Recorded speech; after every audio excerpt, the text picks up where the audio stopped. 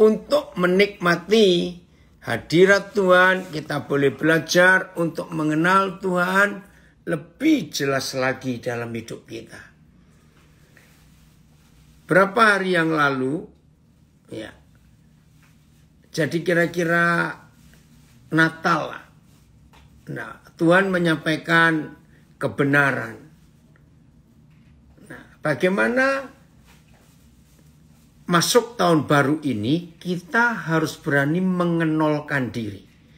Berani mengosongkan diri. Salah satu yang diskusi waktu itu Pendeta Ramon Pramudia. Nah, ternyata dari beberapa kita yang belajar dari tema-tema itu,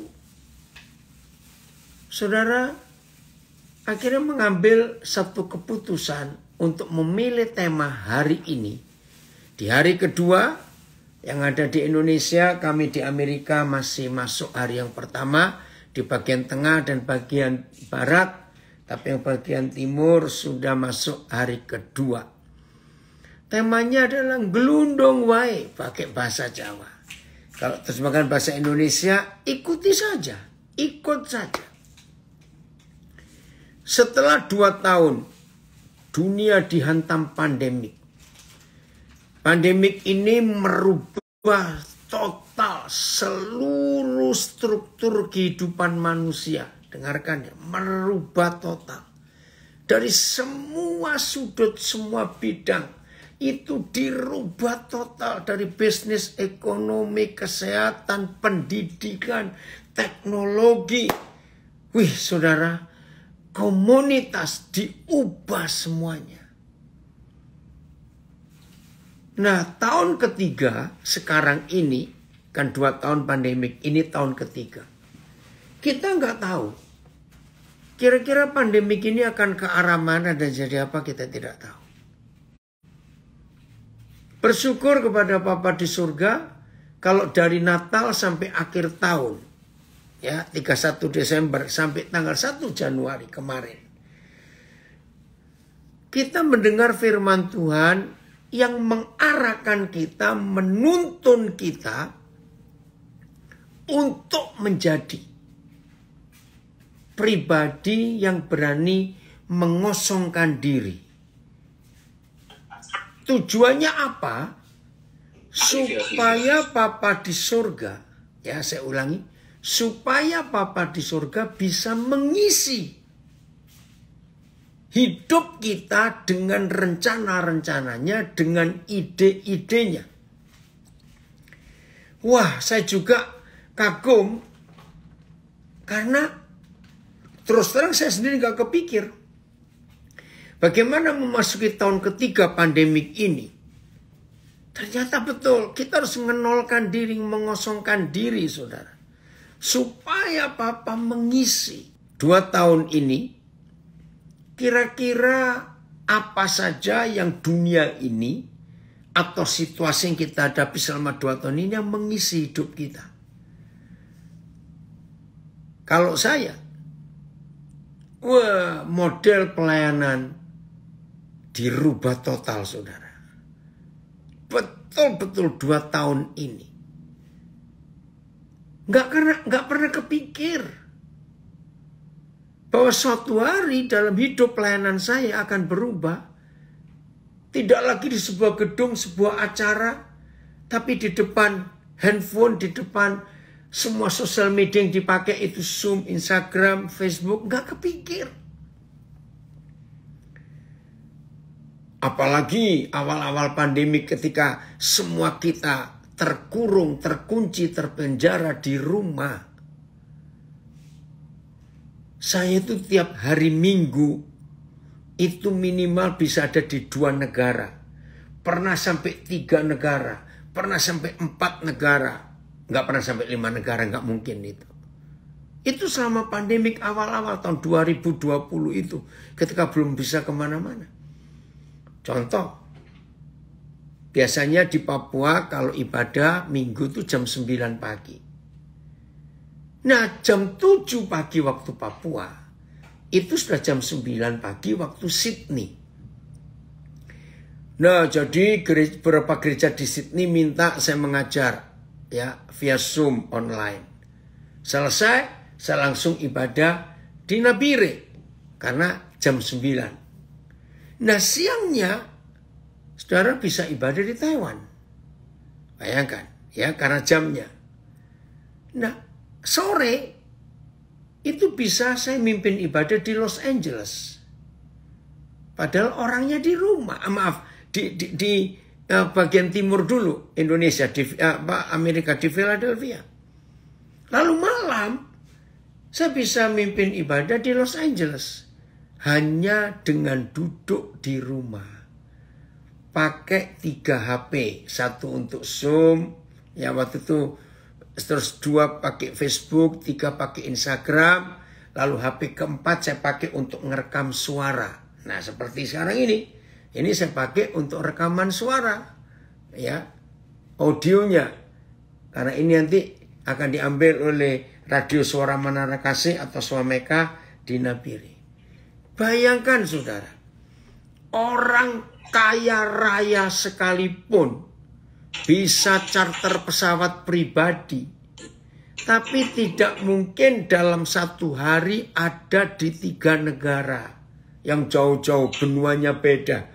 Jadi bayangkan, Australia itu benua Australia, Papua itu di Indonesia, Asia, ya, Taipei, ya Asia juga, lalu ke Amerika, bayangkan. Nah, itu buktinya, jadi betul-betul pandemi ini merubah metode atau model pelayanan saya nggak pernah kepikir.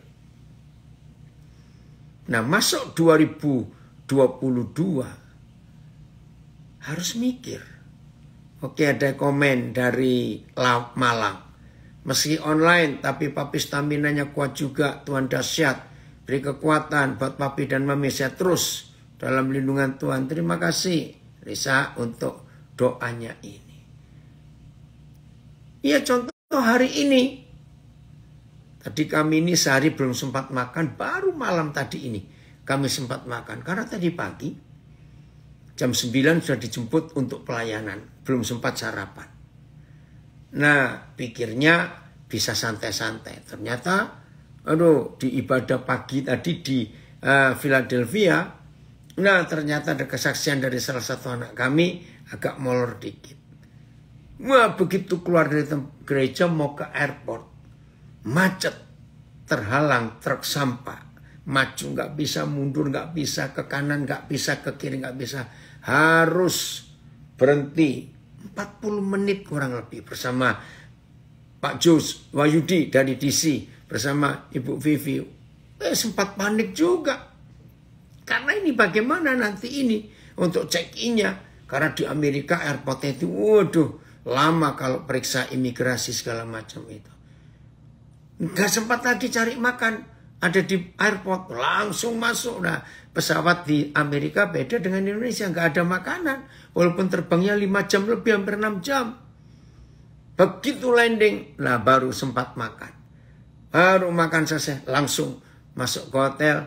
Dan sekarang ini langsung Zoom. Jadi baru makan tadi, malam ini, puji Tuhan. Saudara, nah 2022 tahun ketiga setelah pandemik ini. Kita percaya bahwa Bapa di surga sedang menyediakan hal-hal besar yang kita nggak tahu. Tapi perlu kita mengosongkan diri.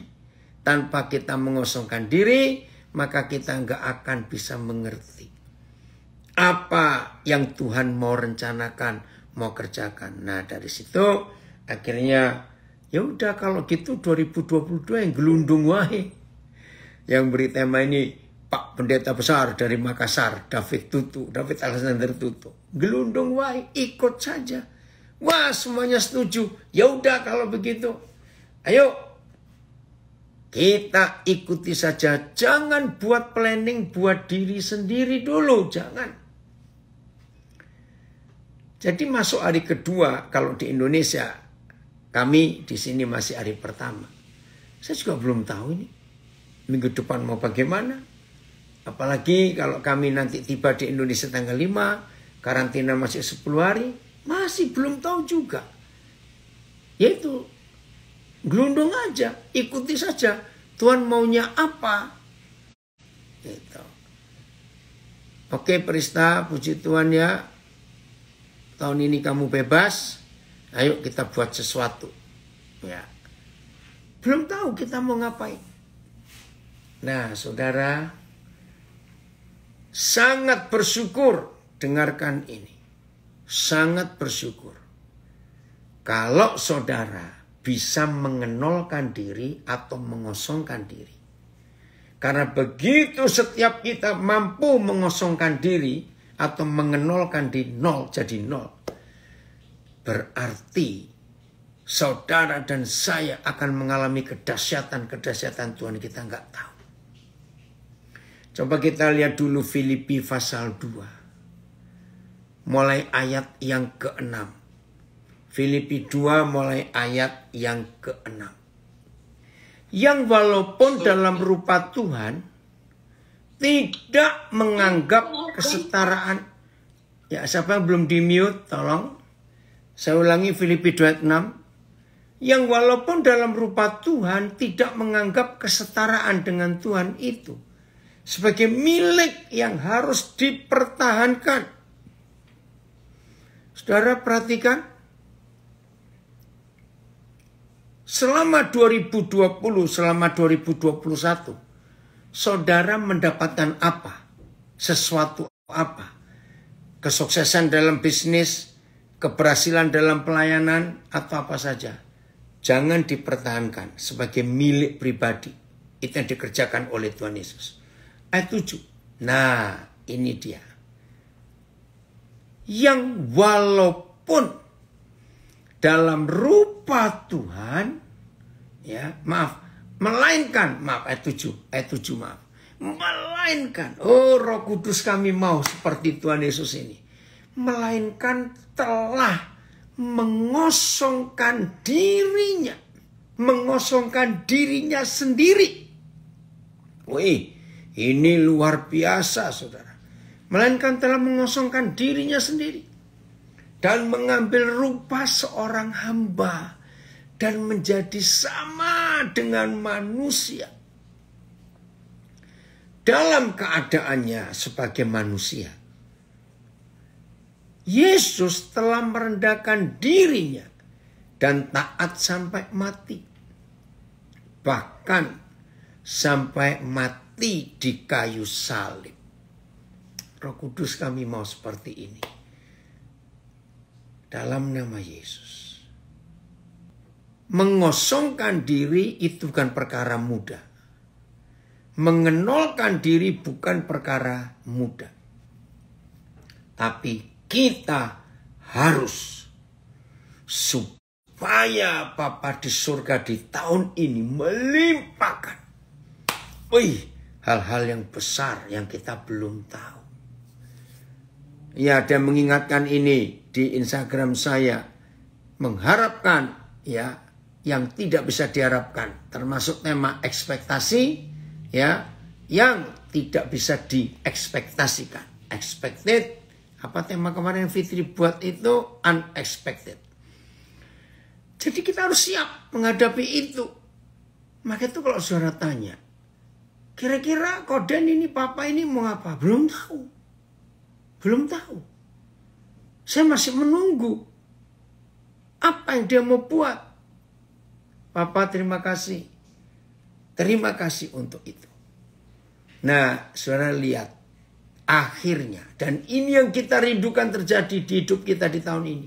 Ayat 9. Setelah Tuhan Yesus yang adalah Tuhan. Yang maha dahsyat. Yang maha kuasa. Tapi berani mengosongkan dirinya. Saudara perhatikan kalimat pertama 9. Itulah sebabnya. Berarti ada hasil. Itulah sebabnya. Terima kasih Bapak. Terima kasih. Ada yang terjemahan lain ya. Greek New Testament. Terjemahan Indonesia. Saya baca ini ya. Terima kasih Lisa. Dari Malang ini. Ayat 6-nya. Sekalipun ia bersifat ilahi. Kesetaraan dengan Tuhan itu tidak dianggapnya sebagai sesuatu yang harus dimanfaatkan. Tetapi sebaliknya ia melepaskan semuanya, menempatkan diri sebagai seorang hamba dan menjadi sama dengan manusia. Puji Tuhan. Ya. Coba ayat yang ke-7, berapa terjemahan mengosongkan diri itu, saudara ya. Mengosongkan diri. Ayat 7-nya, Filipus. Ayat. Sebaliknya Yesus membuat dirinya tidak memiliki apa-apa dan menghambakan diri sebagai budak, tidak memiliki apa-apa. Terjemahan lama. Melainkan menghampakan dirinya menjadi hamba.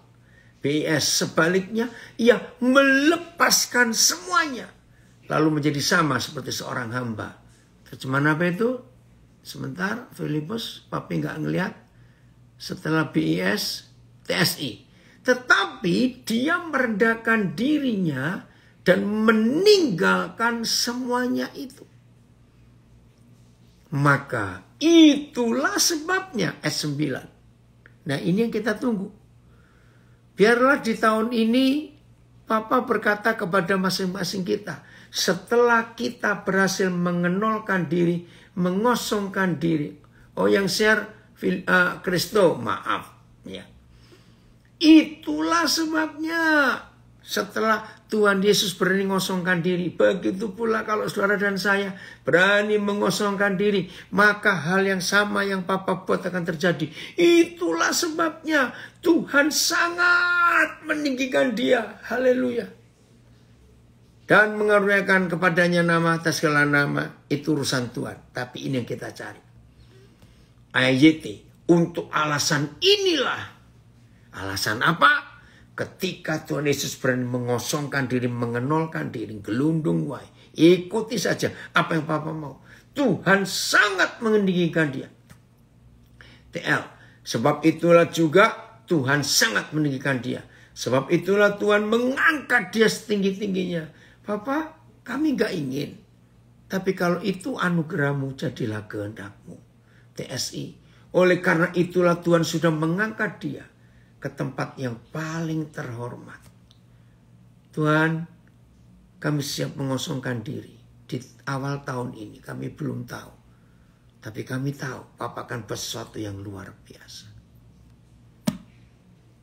Ayat berikut. 1 Korintus 1. Ya. 1 Korintus pasal yang pertama. 1 Korintus pasal 1 Korintus pasal yang pertama. Bentar ya. Ayat yang sebentar.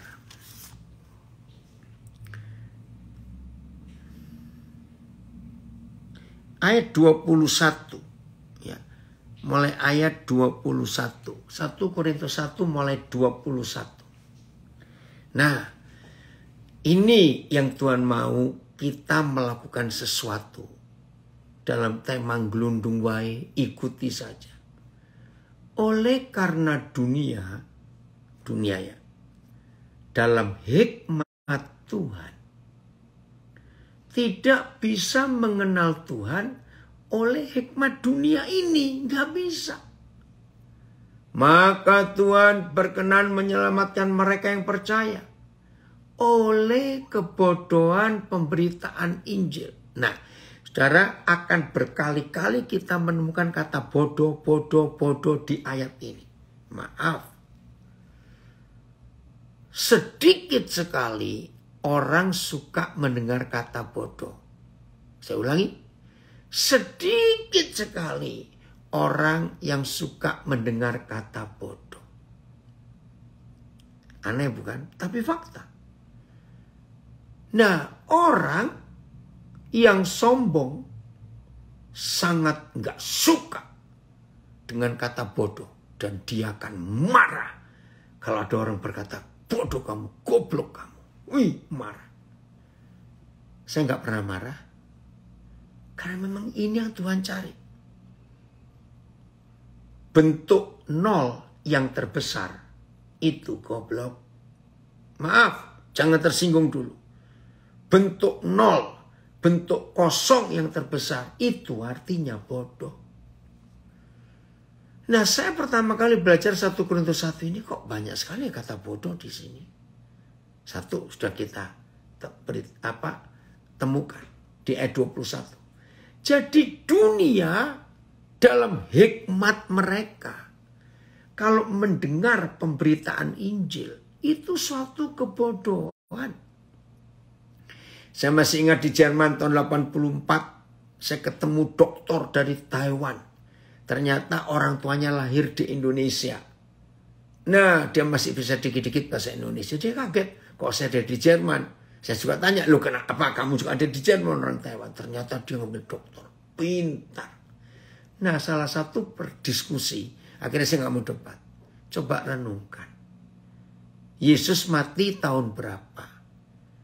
Darah setiap orang dalam tubuhnya itu kira-kira 5 liter.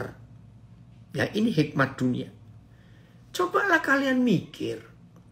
Yesus mati tahun berapa? Darahnya cuma 5 liter.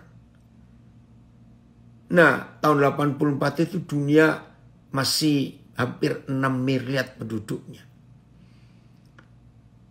Orang dapat setengah tetes saja atau 1/10 tetes saja. Sudah habis darah Yesus di tahun berapa untuk dipakai menyelamatkan. Saudara, secara logika saya, orang ini ngomongnya benar. Mana bisa darah Yesus menyucikan dosa seluruh manusia yang hidup aja 7,5 miliar sekarang. Yang sudah mati-mati berapa orang, yang akan lahir berapa orang. Nah, itu hikmat dunia, bahwa pemberitaan Injil itu kebodohan. Satu terjemahan dulu Filipus ayat 22. Ya. Sama itu, semuanya pakai kata bodoh. Ya, semua pakai kata bodoh. Ayat 22. Terjemahan baru. Atau enggak apa-apa, langsung aja 22-nya. Ya, oke. Maaf, kok Filipus lagi? Kristo, maaf. Ayat 22. Sebab orang-orang Yahudi menghendaki tanda. Ya. Tapi orang-orang Yunani mencari hikmat. Memang saudara, dua bangsa ini beda. Orang Yahudi maunya mujizat-mujizat. Karena mereka ngalami sejak zaman Musa. Tapi orang Yunani itu intelektual semua. Maka itu filosof-filosof terkenal di dunia dari Yunani. Aristoteles, ya Plato, semuanya itu. Plato, itu dari Yunani. Orang-orang hebat. Terus 23. 23. Susah Kristo. Kalau susah langsung aja, oke. Tetapi kami memberitakan Kristus yang disalibkan. Untuk orang-orang Yahudi. Itu suatu batu sandungan. Jadi nggak percaya orang Yahudi pun. Dan untuk orang-orang bukan Yahudi. Berita salib Kristus itu kebodohan. Ya ngapain harus mati dulu? Kalau dia maha kuasa nggak usah pakai mati-matilah. Maha kuasa kok pakai mati? Kebodohan. Saudara perhatikan. 24. Jadi berita salib pun bagi orang Yunani, bagi orang dunia itu bodoh. Ngapain menyelamatkan manusia kok pakai mati ya? Kamu nggak berdaya kalau mati. Oke ya, kebodohan lagi kita muncul. Tetapi untuk mereka, yaitu untuk kita yang dipanggil, untuk kita yang terima panggilan, baik orang Yahudi maupun orang bukan Yahudi, Kristus adalah kekuatan Tuhan dan hikmat Tuhan.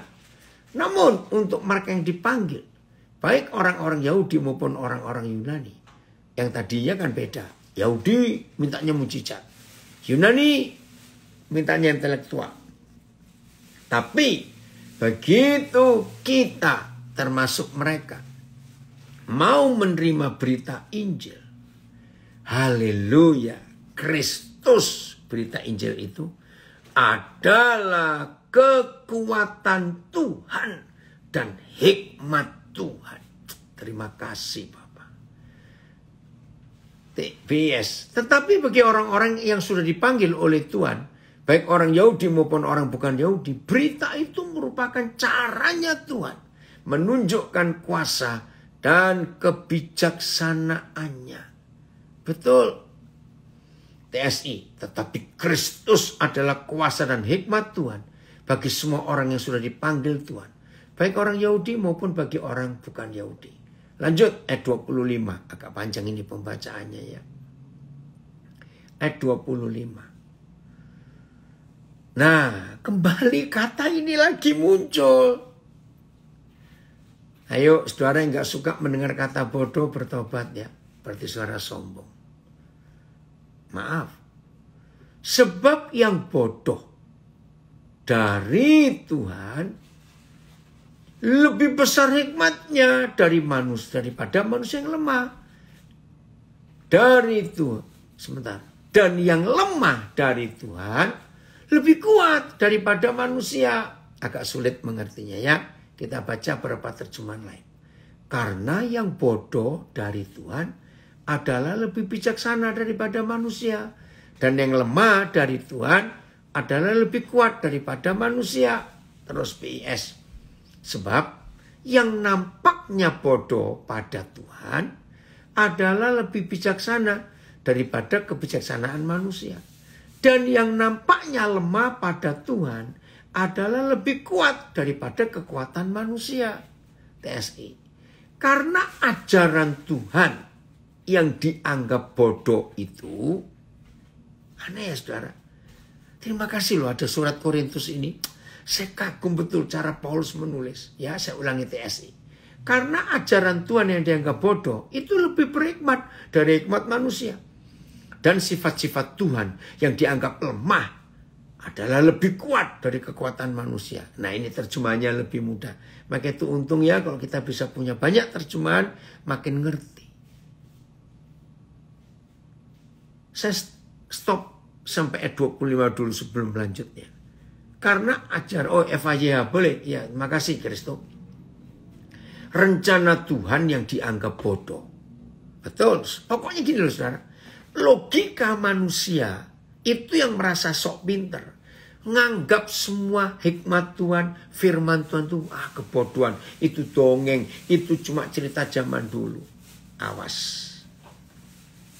Rencana Tuhan yang dianggap bodoh itu jauh lebih bijaksana daripada rencana manusia yang paling bijaksana sekalipun. Betul. Dan Tuhan dalam kelemahannya. Karena waktu ini dari tadi kan Paulus memberitakan. Yesus untuk menyelamatkan kita harus lewat mati dulu. Itu suatu kelemahan Tuhan. Lu katanya Tuhan itu maha kuasa. Ya kenapa untuk menyelamatkan manusia harus lewat kematian dulu? Tapi itu konsep penderitaan saudara. Yusuf untuk menyelamatkan Israel harus menderita dulu. Jadi budak masuk penjara.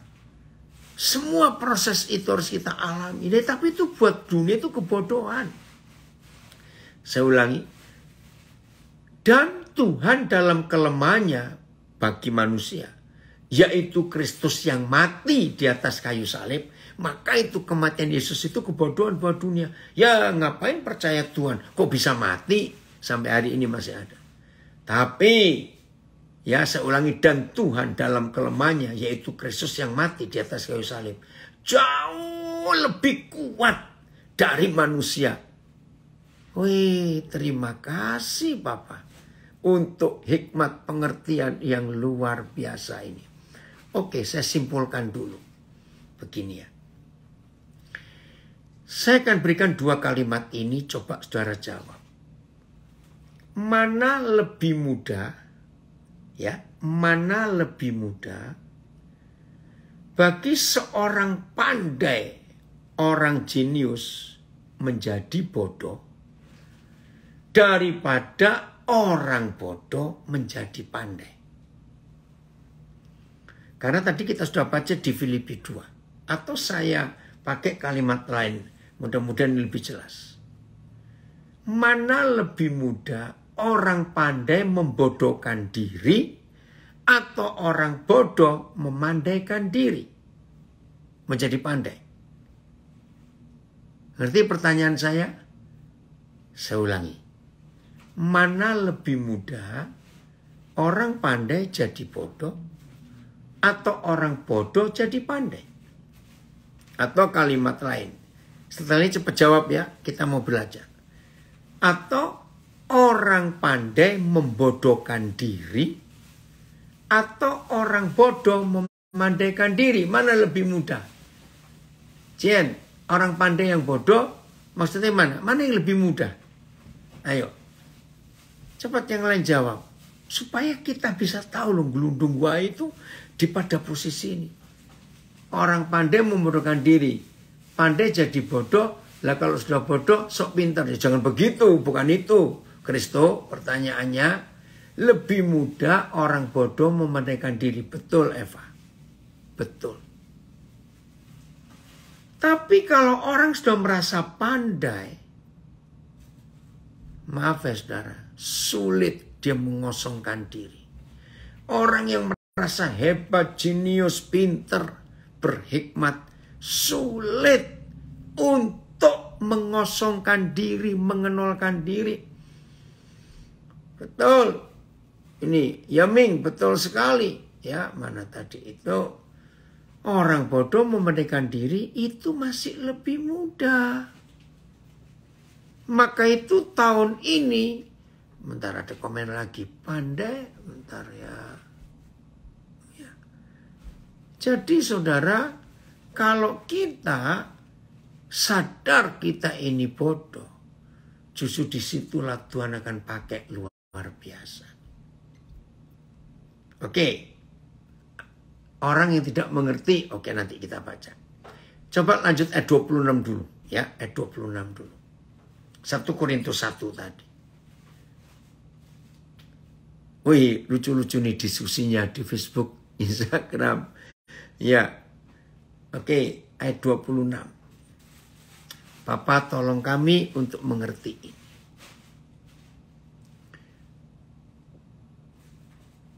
Ayat 26. Ya. Ingat saja saudara-saudara, bagaimana keadaan kamu ketika dipanggil. Menurut ukuran manusia, tidak banyak orang yang bijak yang dipanggil ya. Tidak banyak orang yang berpengaruh. Tidak banyak orang yang terpandang. TSI aja langsung. APS dan TSI ya. Saudara-saudara, coba ingat. Bagaimana keadaanmu pada waktu Tuhan memanggil kalian. Cuma sedikit saja dari antaramu yang bijaksana. Atau berkuasa. Atau berkedudukan tinggi menurut pandangan manusia. Coba ingat TSI. Saudara-saudari. Kedudukan kalian masing-masing waktu dipilih oleh Tuhan. Tidak banyak loh dari kalian yang dianggap orang bijak dalam pandangan manusia. Tidak banyak dari antara kalian yang dianggap orang besar atau kaya. Saudara, secara fakta sampai hari ini, firman ini tergenapi. Ya, maaf, jangan ada yang tersinggung kalau saya berkata ini. Kita buktikan sampai hari ini kenyataan 1 Korintus 1 ayat 26. Orang-orang miskin atau orang-orang kaya yang lebih cepat dan mudah percaya Tuhan Yesus setelah mendengar Injil.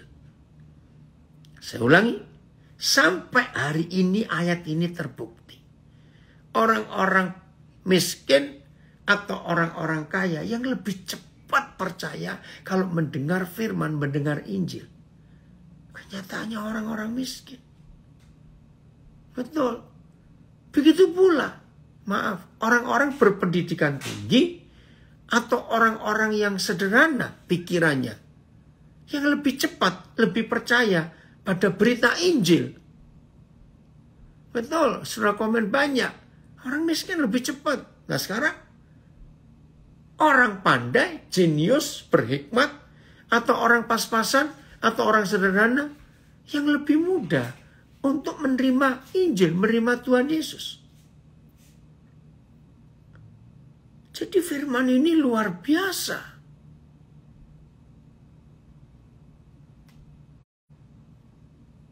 Ya. Saudara, maka itu untuk masuk tahun ketiga setelah pandemi. Woi, dari Nabi ada komen, trio bodoh, jangan begitu Menurut Irfan Agus. Apaan ini? Gus, awas ya. Ini anak-anak saya dari Nabi komen itu. Iya, dari Cibinong, orang pintar selalu sombong dan pakai logikanya. Betul. Maka itu saudara, untuk kita bisa menerima hal-hal hebat dari Bapa di surga di tahun ketiga setelah pandemik ini, udahlah, ayo kita mengenolkan diri, mengosongkan diri. Supaya Papa pakai hidup ini. Jadi pintar boleh. Tuhan senang kok kalau kita pintar. Tapi jangan sampai kita melawan Tuhan. Kalau kita pintar, susah diatur, susah diajar. Jangan. Jelas ya, untuk hal ini kita sungguh bersyukur. Ya. Ayat 27. Aduh, saudara, maka itu saya bilang 1 Korintus 1 ini banyak kata bodoh. Maka itu jangan tersinggung ya. Lihat itu ayat 27. Tetapi apa yang bodoh bagi dunia. Haleluya. Justru itu yang dipilih Tuhan. Tujuannya untuk memalukan orang-orang yang berhikmat. Dan apa yang lemah bagi dunia dipilih Tuhan untuk memalukan apa yang kuat.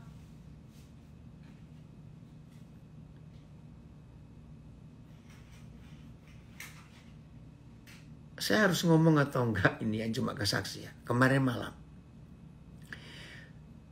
malam kami masih melayani gereja di Philadelphia, GBI Rock. Ya. Jadi masih tanggal 31 kemarin malam itu, belum tanggal 1. Nah, kalau saudara baca iklan, GBI Rock itu iklannya keren. Ayo ngebakso bersama ibadah tutup tahun.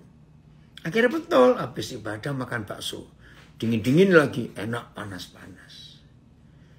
Nah, saudara, dimanapun saya berada, ya salah satu yang saya harus perhatikan adalah sampah. Itu saya perhatikan betul. Bersyukur banyak orang yang tahu sikap saya itu. Nah, pas lagi makan, ya saya keluarnya telat. Ya biasa di dalam gereja masih diajak ngomong banyak orang.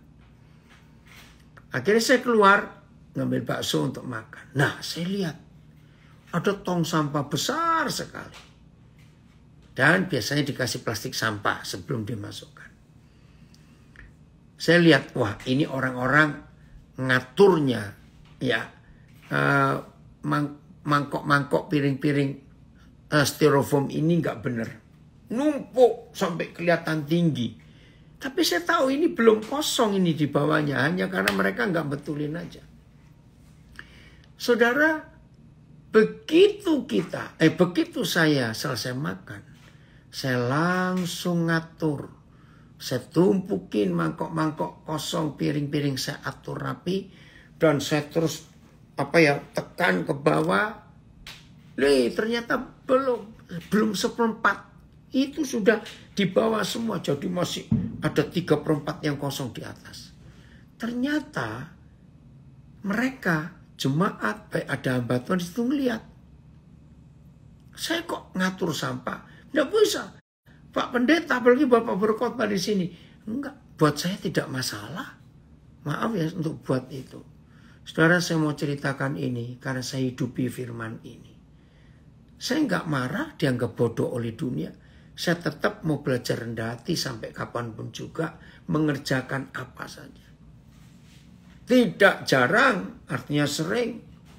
Saya kalau datang duluan, ya sebelum orang datang, terus saya melihat ada kursi yang belum teratur, ada meja gini, ya saya ngatur. Karena memang ada waktu untuk buat itu.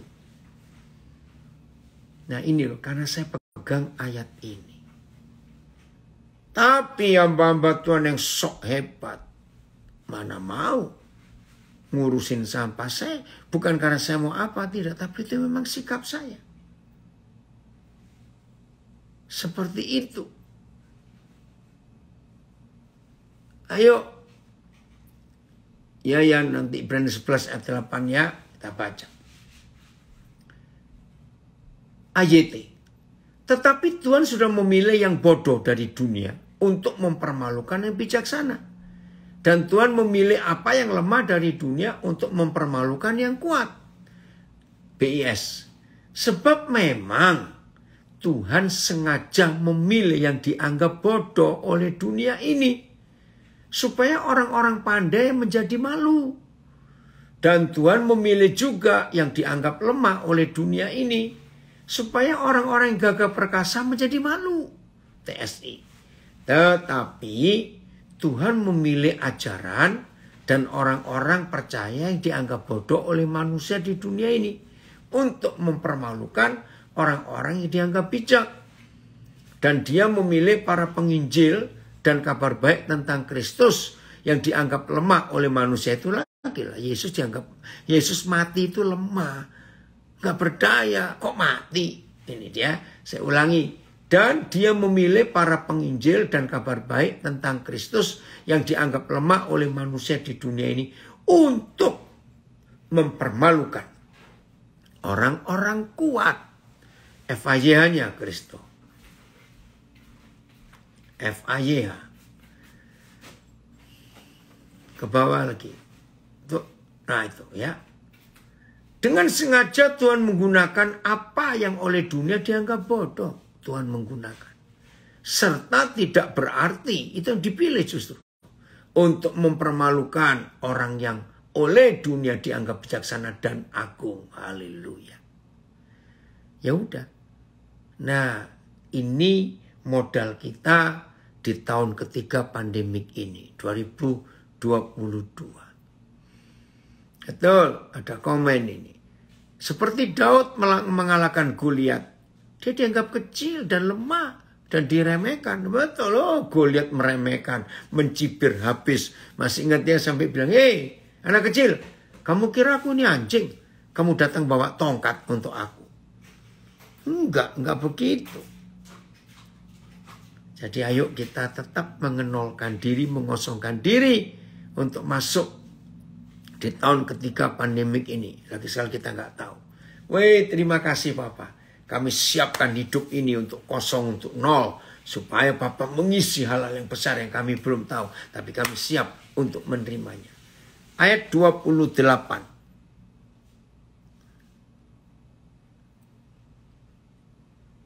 Ayat 28. Dan apa yang tidak terpandang dan yang hina bagi dunia. Sudah bodoh, nggak terpandang, hina bagi dunia. Dipilih Tuhan. Bahkan apa yang tidak berarti, dipilih Tuhan untuk meniadakan apa yang berarti. Saya sapa itu anak-anak saya dari Brisbane. Banyak juga yang ngikut ini ya. Kalau dia dengan yang lain. AYT. Dan Tuhan memilih yang tidak terpandang dari dunia. Dan dipandang rendah. Bahkan hal-hal yang tidak berarti. Untuk meniadakan hal-hal yang berarti. BIS. Tuhan memilih yang dianggap rendah, hina. Dan malah yang dianggap tidak berarti oleh dunia ini. Supaya Tuhan menghancurkan yang dianggap penting oleh dunia. Bahkan kita dan keyakinan kita dianggap tidak penting, dihina, dan sama sekali tidak ada arti oleh manusia di dunia ini. Biarpun begitu, sebenarnya kita dan keyakinan kita itu dipilih Tuhan untuk menghapus hal-hal yang dianggap penting oleh orang-orang yang berkedudukan tinggi dan yang dianggap pintar. Nah, sampai di ayat ini, maka saya berkata, ya wis, bahasa Jawa, ya ben, itu, ya biarin, ya sudah.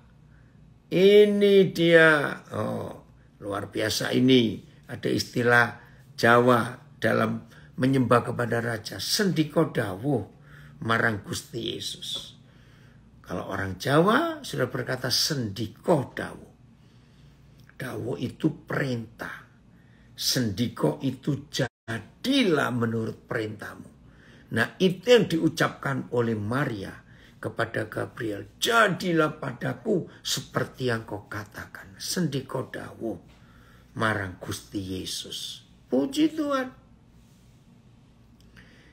Ini dia, kita harus tahu. Ada kesaksian. Waktu belum paham ayat ini, diperlakukan, direndahkan demikian sama orang yang sakit banget. Tapi hari ini sudah menang ya. Wih, luar biasa.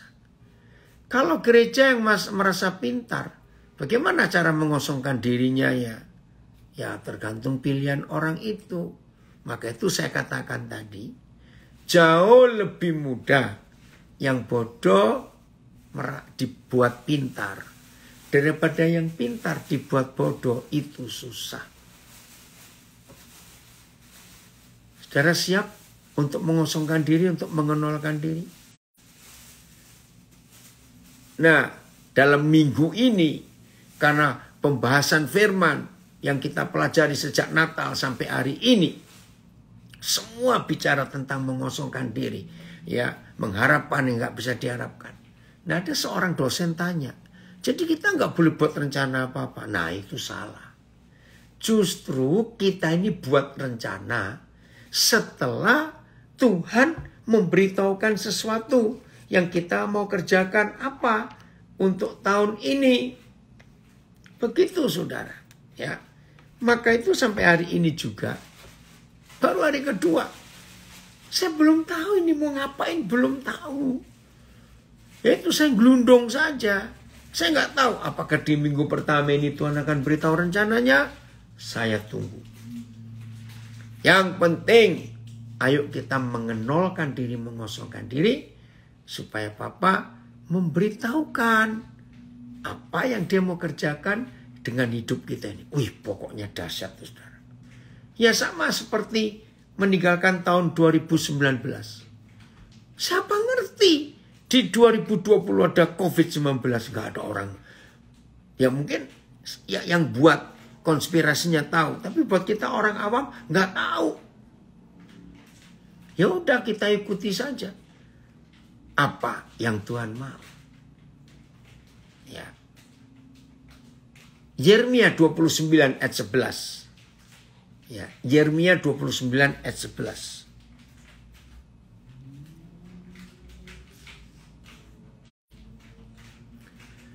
Oh sebentar Kristo, ayat 29 dulu, 1 Korintus. Maaf. 1 Korintus 1 ayat 29, ini ayat yang terakhir. Maaf, Papa kecepatan. Nah ini loh. Tujuannya apa? Kalau kita ngosongkan diri, ngenolkan diri itu tujuannya apa? Ini loh saudara. Supaya jangan ada seorang manusia pun yang memegahkan diri di hadapan Tuhan. Jangan. Supaya setiap manusia tidak dapat bermegah di hadapan Tuhan. Supaya jangan barang seorang pun memegahkan dirinya di hadapan Tuhan. Dengan demikian tidak seorang pun dapat menyombongkan diri di hadapan Tuhan. Tuhan melakukan itu supaya tidak ada seorang yang bisa membanggakan dirinya di hadapannya. Dengar ya saudara. Saya sangat yakin di tahun ketiga pandemik ini, wah, ada hal-hal hebat yang Tuhan mau kerjakan lewat hidup kita. Maka itu kita dipersiapkan untuk jadi bodoh, menolkan diri. Supaya nggak ada seorang pun kita bisa membanggakan diri. Nggak ada. FIH. Makasih Kristo. Sehingga dimanapun tidak ada orang yang dapat menyombongkan diri di hadapan Tuhan. Haleluya. Ini yang Tuhan mau. Jadi enaknya kalau gelundung wae, ikuti saja. Walaupun belum tahu, gelundung saja. Seperti bola, kalau di jalanan turun, ya dia jalan sendiri, sudah nggak tahu. Sampai ketemu satu penahan atau benturan, dia baru diam di situ. Oke, Yeremia 29 ayat 11. Kita lihat. Yeremia 29 ayat yang ke-11. Terima kasih Papa. Kami siap mengosongkan diri untuk menghadapi tahun ini. Sebab aku ini mengetahui, ya perhatikan, Sebab aku ini mengetahui rancangan-rancangan apa yang ada padaku mengenai kamu. Terima kasih. Jadi Papa yang paling tahu rencananya apa untuk kita. Demikianlah firman Yahweh, yaitu rancangan atau rencana damai sejahtera. Dan bukan rancangan kecelakaan. Untuk memberikan kepadamu hari depan yang penuh harapan. BIS-nya. Bukankah aku sendiri tahu rencana-rencanaku bagi kamu? Rencana-rencana itu bukan untuk mencelakakan kamu, tetapi untuk kesejahteraanmu. Dan untuk memberikan kepadamu masa depan yang penuh harapan. Nah, ini iman kita. Oke, ada yang menambahkan berilustrasi. Ilustrasinya seperti gelas yang penuh dengan air. Mana mungkin tuan rumah akan menambahkan air ke dalamnya? Betul. Jadi kalau gelas kita sudah penuh, ya nggak mungkin ditambahi lagi. Kosongkan dulu gelasnya, baru diisi. Betul. Kosongkan hati kita supaya diisi lagi. Kosongkan dompet kita, kosongkan saldo kita supaya diisi lagi. Nah, yang pelit pasti nggak mau amen. Kalau mendengar kosongkan dompet, kosongkan saldo, maaf. Betul, Papa punya hari depan yang hebat untuk kita. Tapi jangan lupa, untuk mendapatkan itu, maka saudara dan saya harus tahu rencana-rencananya itu apa. Nah, balik lagi. Untuk mengetahui apa rencana Tuhan buat kita, kosongkan diri kita. Dinolkan lagi. Baru Tuhan bisa mengisinya dalam hidup kita. Jadi indah ya, kalau tahun ketiga pandemik ini kita gelundung saja bersama Tuhan. Ikuti saja. Begitu sampai yuk, baru Tuhan bicara kepada kita, begini begitu anakku, kamu harus begini harus begitu. Ya udah, ayo.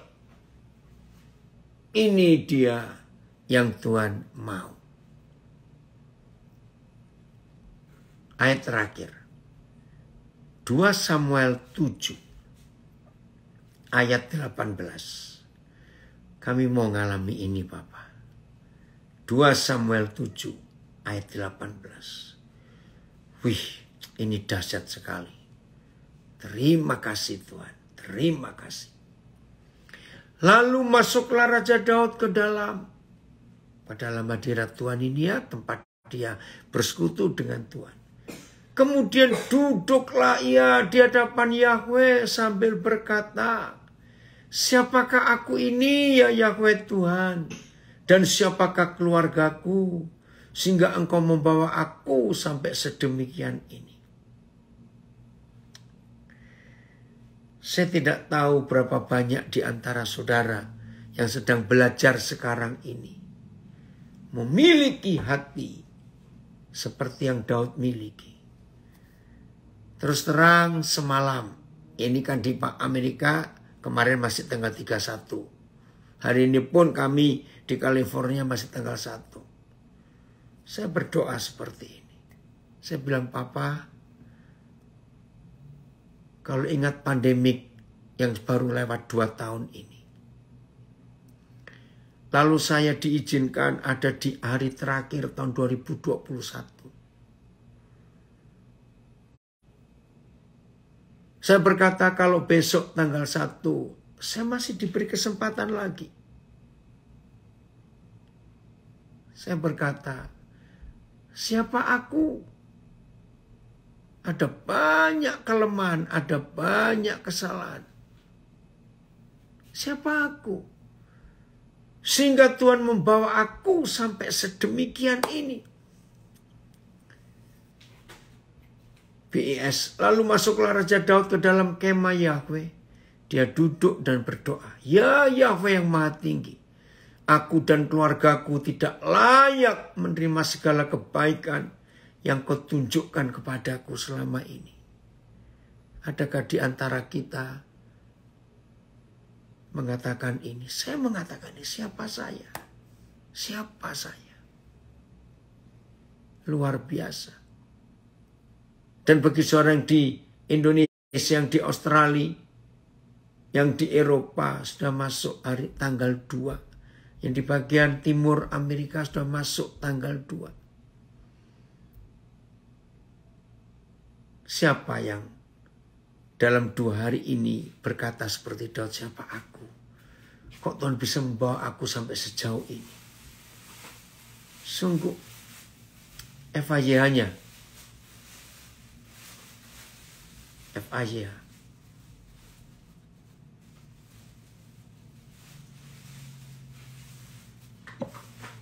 Lalu Daud masuk ke dalam kemah suci dan duduk di hadapan Yahweh sambil berdoa, ya Yahweh Tuhan, mengapa Engkau mencurahkan sedemikian banyak berkat ke atas orang yang tidak berarti seperti hamba ini? Betul. Jadi terjemahan FAYH menunjuk kembali kepada 1 Korintus 1 yang kita pelajari dari tadi, yang lemah, yang gak berdaya, yang nol, yang bodoh. Itu yang dipilih oleh Tuhan. Saya baca lagi FAYH. Lalu Daud masuk ke dalam kemah suci dan duduk di hadapan Yahweh sambil berdoa, ya Yahweh Tuhan, mengapa Engkau mencurahkan sedemikian banyak berkat ke atas orang yang tidak berarti seperti hamba ini? Ini yang saya katakan 31 malam kemarin. Siapa saya Tuhan? Apalagi kalau tahun ini saya akan mensyukuri 50 tahun kepercayaan Tuhan dalam pelayanan.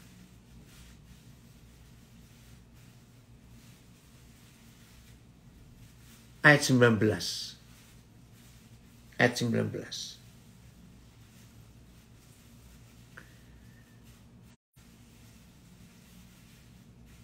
Dan hal ini masih kurang di matamu ya Yahweh Tuhan.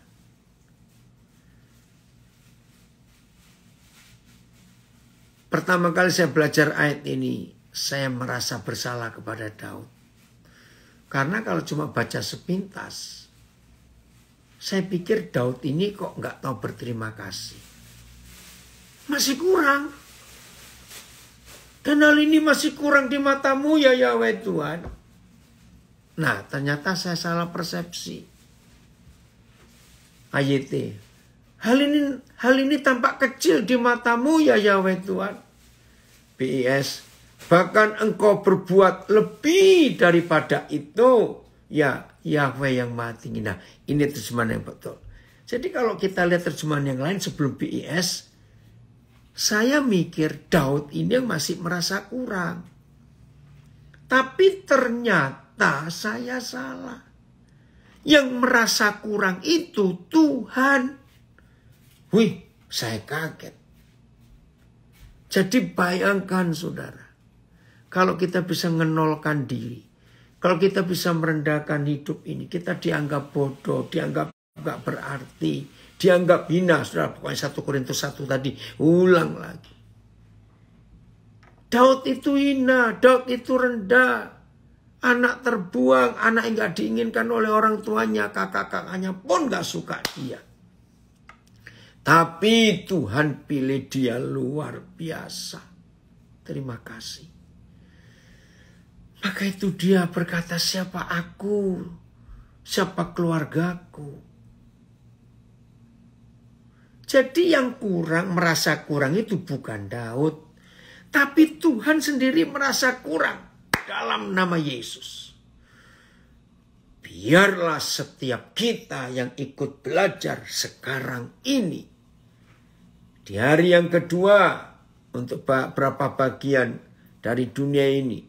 Dan hari pertama untuk kami yang bagian tengah dan bagian barat Amerika ini. Termasuk yang di bagian Kepulauan Pasifik. Masih hari pertama. Saudara, betapa dahsyatnya kalau kita bisa mengosongkan diri, mengenalkan diri. Padahal Papa sudah buat begitu banyak untuk hidup kita. Lihat aja 2 tahun pandemik ini. Kita bisa seperti ini. Itu luar biasa. Kita bersyukur. Dengar baik-baik. Begitu Tuhan melihat saudara dan saya mengosongkan diri, mengenolkan diri. Begitu Papa di surga melihat saudara dan saya merasa nggak berdaya, merasa bodoh, nggak bisa sombong, apa mau disombongkan. Ternyata Papa yang berkata hal itu masih kurang. Sebab aku masih punya rencana yang hebat. Lebih daripada yang 2 tahun ini kamu alami. Jadilah kehendak-Mu Tuhan, kami mau.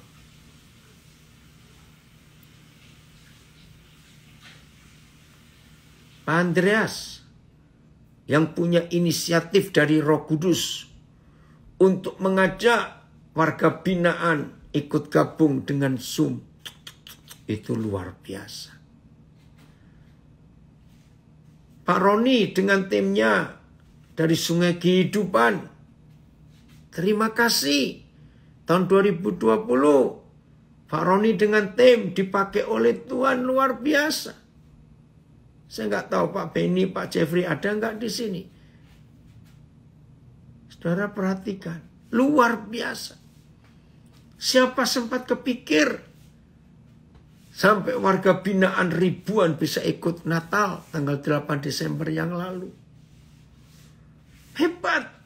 Siapa kita? Kora, komunitas orang percaya, anggota keluarga kerajaan surga. Bisa Tuhan percayai hal yang luar biasa. Jangan sombong. Tapi untuk tahun ketiga pandemik ini, tahun ketiga ini setelah 2 tahun dunia diporak-porandakan oleh COVID-19. Ternyata bagi Tuhan ini masih kurang, masih belum cukup. Woi, saya juga nggak tahu ini. Apalagi ini yang Papa mau buat. Maka itu kosongkan diri. Saya lanjutkan. Sebab itu Engkau telah berfirman juga tentang keluarga hamba-Mu ini. Nah, firman ini yang kita nantikan di awal tahun ini. Sebab itu Engkau telah berfirman juga tentang keluarga hamba-Mu ini dalam masa yang masih jauh. Dan yang telah memperlihatkan kepadaku serentetan manusia yang akan datang, ya Yahweh Tuhan. Haleluya. Ayat. Hal ini tampak kecil di mata-Mu, ya Yahweh Tuhan. Engkau berfirman juga tentang keluarga hamba-Mu untuk masa yang masih jauh. Masih jauh itu. Inikah perjanjian bagi manusia, ya Yahweh Tuhan? BIS. Akan Engkau berbuat lebih daripada itu, ya Yahweh yang Maha Tinggi. Engkau telah membuat janji mengenai keturunanku untuk masa yang akan datang. Dan Kau perlihatkan hal itu kepadaku. Meskipun aku hanya manusia. Kembali nol, bodoh. Ya Yahweh yang Maha Tinggi. FAY-nya Kristus. FAY. Terima kasih Papa, kami siap. Di tahun ini Papa buat sesuatu yang luar biasa.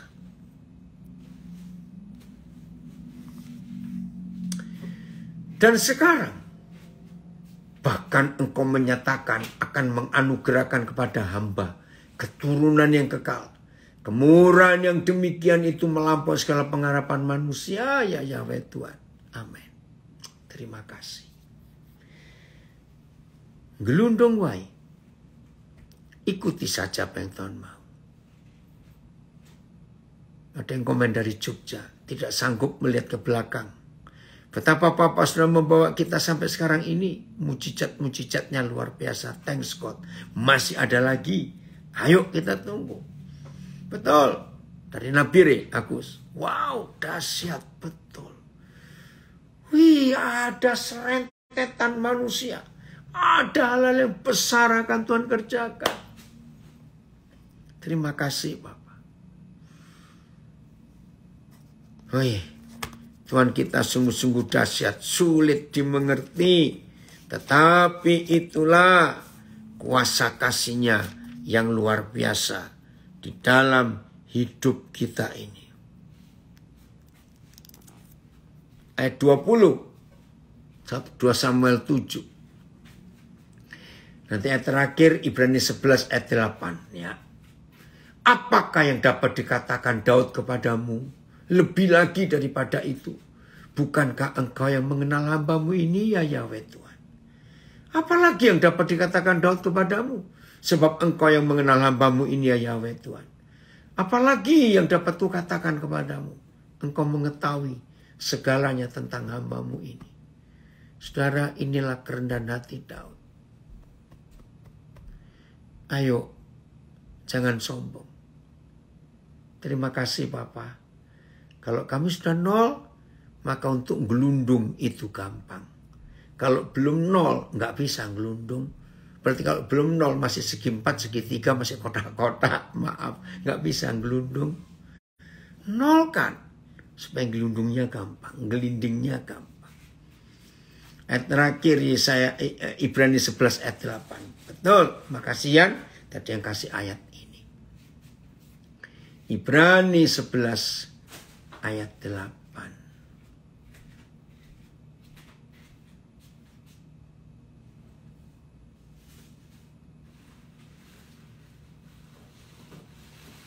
Karena iman Abraham taat. Abraham 0. Maka itu bisa disuruh kemana-mana, nggak bantah. Kalau Abraham punya rencana, oh aku mau ke sini, aku mau ke situ. Tiba-tiba Yahweh Tuhan datang, Abraham kamu pergi ya ke negeri yang kamu belum tahu aku tunjukkan. Nggak bisa Tuhan, aku sudah punya rencana, aku mau ke sana kok. Tahun depan aku mau ke situ, nanti bulan 4 aku akan ke sana. Nggak bisa. Abraham nggak akan diajak bicara Tuhan. Karena Abraham 0, maka itu Abraham taat. Karena iman Abraham taat. Ketika ia dipanggil untuk berangkat ke negeri yang akan diterimanya menjadi milik pusakanya. Lalu ia berangkat. Aneh. Berangkat. Jelas. Lalu ia berangkat. Tapi dengan tidak mengetahui tempat yang ia tujui. Ya ini kan bodoh. Sudah berangkat. Ternyata nggak tahu mau kemana. Pokoknya berangkat. Nah buat orang pintar ini kebodohan. Lah kamu berangkat kemana? Lalu ia berangkat. Dengan tidak mengetahui tempat yang ia tujui. Konyol. Maaf.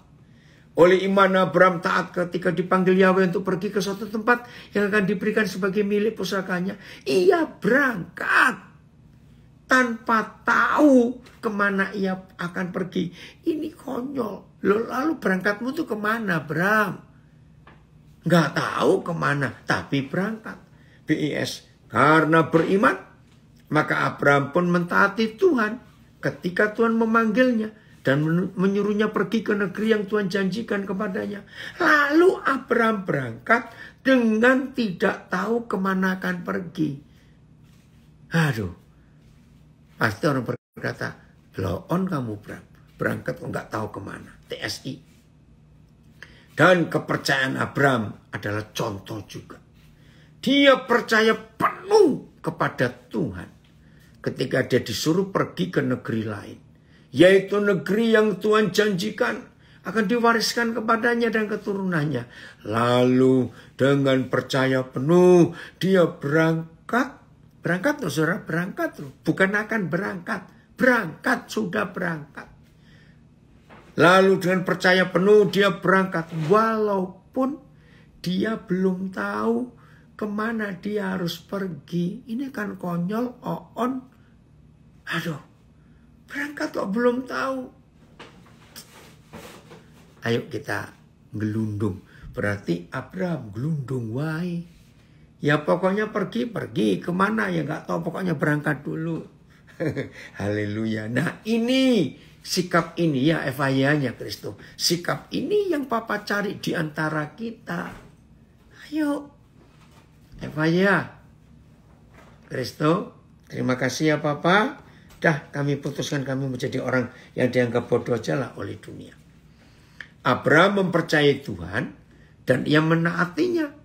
Ketika ia disuruh meninggalkan kampung halamannya dan pergi ke negeri jauh yang dijanjikan Tuhan kepadanya. Maka berangkatlah ia. Berangkat terus saudara, bukan akan. Walaupun tidak mengetahui kemana tujuannya.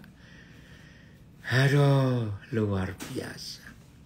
Maka di tahun yang baru ini ayo gelundung saja. Berangkatlah, kalau Tuhan suruh pergi-pergilah, nggak usah banyak tanya. Dah. Ayo. Badai, jangan cuma sebut tempatnya, kamu belajar ini firman luar biasa. Kamu sudah ngalami itu. Waktu pertama dari Jogja suruh banget ke Nabire tanpa tahu apa-apa. Dengar dari awal ya, badai ini penting buat kamu. Supaya tahun ini kamu tahu tujuan Tuhan kemana untuk hidupmu. Siap seperti Abraham? Berangkat tapi nggak tahu kemana. Haleluya. Tuhan, kami siap di tahun 2022, tahun ketiga pandemik ini, kami menggelundung saja ikut dengan Tuhan. Tuhan Yesus memberkati kita semuanya. Haleluya. Selamat menjadi bodoh di hadapan Tuhan.